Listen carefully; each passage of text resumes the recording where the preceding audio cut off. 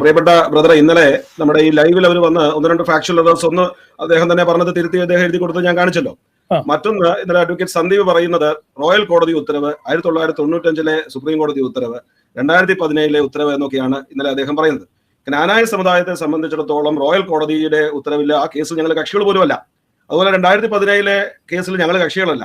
95 ആ കേസിൽ, അല്ലെങ്കിൽ അതിന്റെ 4/79 എന്ന കേസിൽ ഞങ്ങളുടെ പള്ളികൾ അതിൽ ലിസ്റ്റ് ചെയ്തുകൊണ്ട് മാത്രം ക്ലീമീസ് തിരുമേനി അതിൽ D19 ആയിട്ട് കക്ഷി ചേർന്ന് വാദിച്ചതാണ്. അവിടെ അന്നത്തെ അതിന് കൊടുത്ത അഫിഡവിറ്റുകളൊക്കെ നമ്മൾ പരിശോധിച്ചാൽ വളരെ കൃത്യമായി അവിടുത്തെ സിംഗിൾ ബെഞ്ചിന്റെയും ഡിവിഷൻ ബെഞ്ചിന്റെയും ഒക്കെ ഓർഡറുകളിൽ ജ്ഞാനായ സമുദായത്തിന്റെ സ്റ്റാറ്റസ് എന്താണ്, ജ്ഞാനായ സമുദായം പരിശുദ്ധ പാത്രികീസ് ബാവയുടെ ഡയറക്ട് ജൂറിസ്ഡിക്ഷനിലാണെന്നും എല്ലാ കാര്യങ്ങളും വർഷങ്ങൾക്ക് മുമ്പ് തന്നെ അഡ്മിറ്റഡ് ഫാക്ട്സ് ആണ്. ഇവിടെ ഇദ്ദേഹം ഇപ്പോൾ ഓർത്തഡോക്സ് വിഭാഗത്തിന്റെ വാദങ്ങളാണ് ജ്ഞാനായ സമുദായത്തിലേക്ക് കൊണ്ടുവരുന്നത്. ഫാക്ച്വലായ എററാണ് അഡ്വക്കേറ്റ് സന്ദീപ് താമരപ്പള്ളി ഈ ഇന്നലത്തെ ലൈവിൽ പറഞ്ഞത്. പിന്നെ ബഹുമാനപ്പെട്ട ബ്രദറെ, നമ്മളെ സംബന്ധിച്ച് ഇപ്പോൾ ഈ സമുദായത്തിൽ ഇപ്പോൾ ഒരു വലിയ പ്രതിസന്ധി ഉണ്ടായത് അഭിനന്ദനായ സേവോറിയോസ് തിരുമേനിയുടെ സസ്പെൻഷനെ തുടർന്നാണ്. അത് സംബന്ധിച്ച് ശരിക്കും പറഞ്ഞു കഴിഞ്ഞാൽ ഞാൻ പറയും ഇത് വിളിച്ചു വരുത്തിയ ഒരു സസ്പെൻഷനാണ്. കാരണം സസ്പെൻഷൻ നമ്മൾ ചോദിച്ചു വാങ്ങിക്കുന്നു എന്ന് പറയത്തില്ലേ, അപ്പൊ സത്യത്തിൽ അതിന്റെ കുറച്ച് കാര്യങ്ങളൊന്ന് പറയുവാനായിട്ട് ഞാൻ അല്പസമയം എടുക്കുകയാണ്. അഭിനന്ദനായ സേവോറിയോസ് തിരുമേനിയെ 2020 പരിശുദ്ധ പാത്രികീസ് ബാവയുടെ റിപ്പീറ്റഡ് ആയിട്ടുള്ള കൽപ്പനകളെ ലംഘിച്ചതുകൊണ്ട് അദ്ദേഹത്തിന് 2 സ്ഥാനമാനങ്ങൾ പരിശുദ്ധ ബാവ മാറ്റി. അതിനുശേഷം എന്താണ് ഇവർ ചെയ്തതെന്നാൽ ഇവർ ദിവസം ഒരു അസോസിയേഷൻ കൂടി ഈ സ്ഥാനമാനങ്ങൾ അദ്ദേഹത്തിന് തിരിച്ചു കൊടുത്തതായിട്ട് പ്രഖ്യാപിച്ചു. ഇത് പ്രഖ്യാപിച്ച് ഇത് വികാരി ജനറൽ, നമ്മുടെ ഭരണഘടന നോക്കി അറിയാം വികാരി ജനറലിന്റെ ഉത്തരവാദിത്വം എന്താണെന്ന്. അസോസിയേഷന്റെ നിശ്ചയം പള്ളികളെ അറിയിക്കേണ്ടത് മെത്രാപോലിത്തയാണ്. വികാരി ജനറൽ പള്ളികൾക്കെല്ലാം ഒരു സർക്കുലർ കൊടുത്തു, ഇനി മുതൽ 1-ാം തുബദനിൽ നിങ്ങൾ ഇങ്ങനെ വായിക്കണം. അപ്പോഴാണ് പരിശുദ്ധ പാത്രികീസ് ബാവ ഏപ്രിൽ മാസം 2024 ഏപ്രിൽ മാസം ഇതിനൊരു എക്സ്പ്ലനേഷൻ ചോദിച്ചു.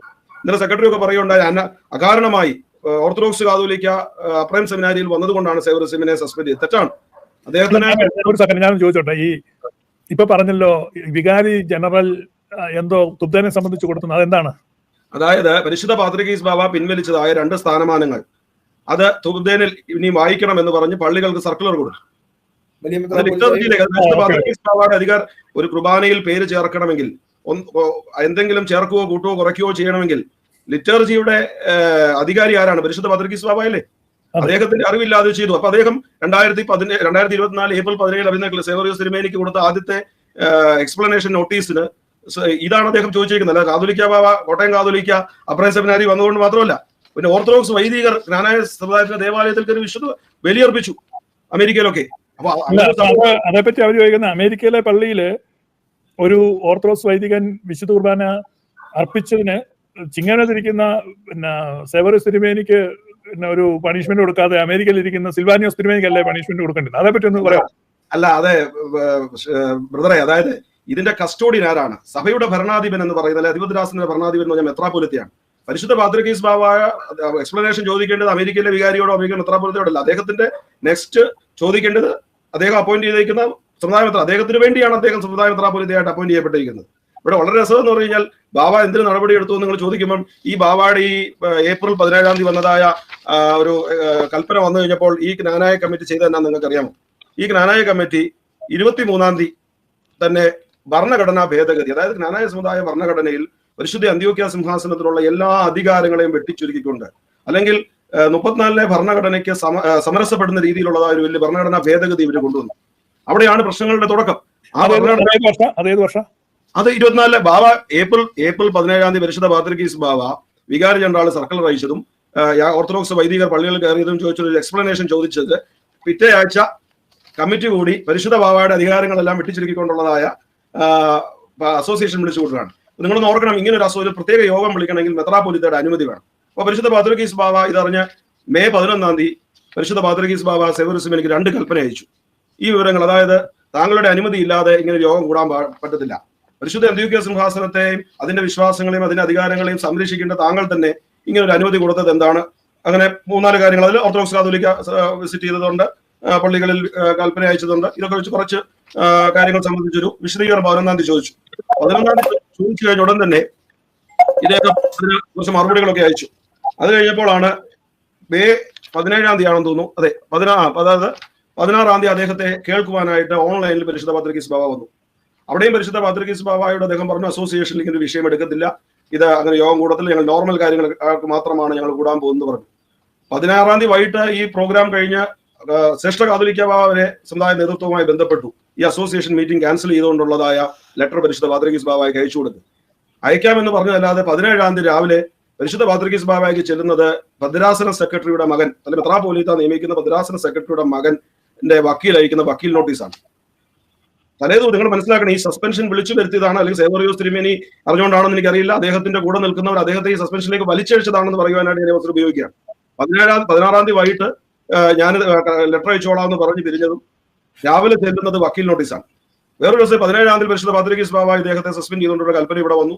ആ കൽപ്പന വളരെ വ്യക്തമായിട്ട് എഴുതിയിട്ടുണ്ട്, താങ്കൾക്ക് റിപ്പന്റ് ചെയ്യാം, അതിനുള്ള അവസരം കൊടുത്തു.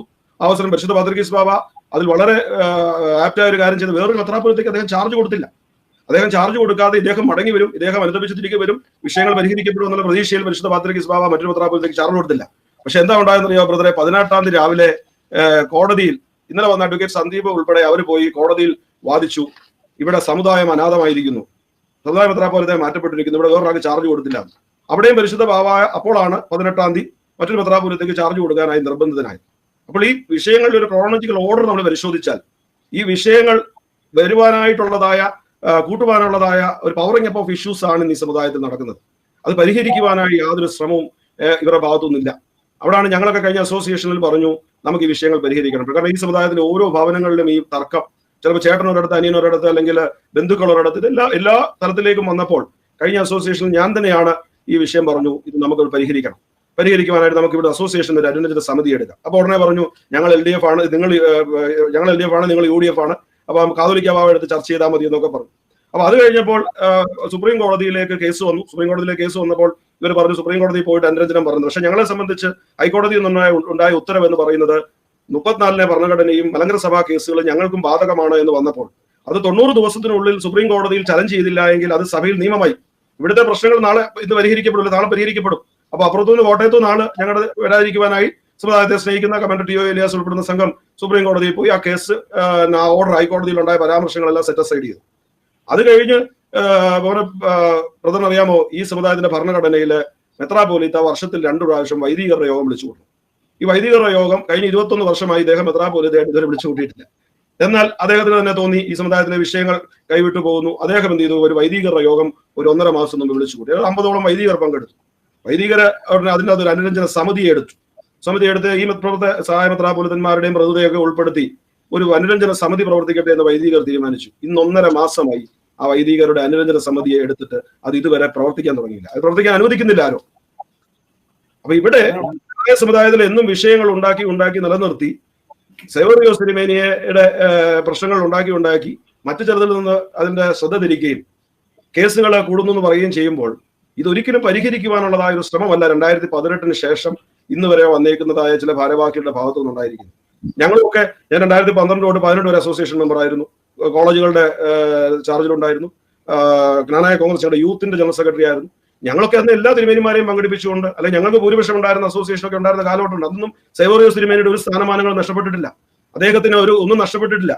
ഇന്ന് അദ്ദേഹത്തെ സംരക്ഷിക്കുന്നവർ കയറി എന്ന് പറഞ്ഞിട്ട് അദ്ദേഹത്തിന് നഷ്ടങ്ങൾ മാത്രവും ചിലർക്ക് നേട്ടങ്ങൾ മാത്രവും സഭയ്ക്ക് നഷ്ടം മാത്രമാണ് ഇത് സംബന്ധിച്ചുള്ളത്.